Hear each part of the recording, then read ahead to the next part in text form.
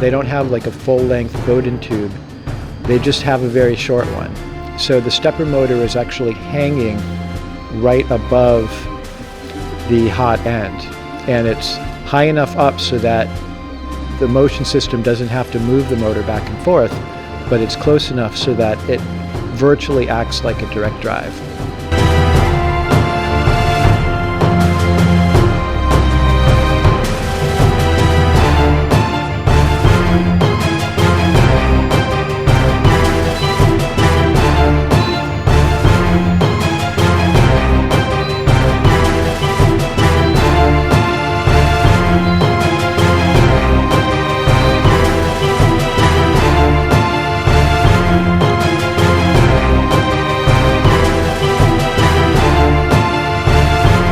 I don't get a sense that any of these parts are ovalized in any way, which is something that could happen if it wasn't calibrated perfectly.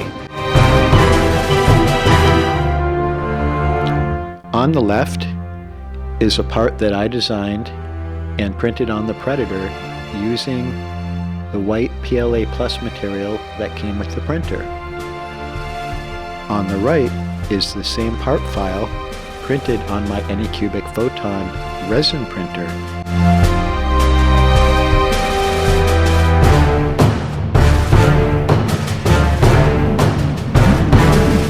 This motion system can be tuned to perfection. What you can do is use the included wrench and tighten the eccentrics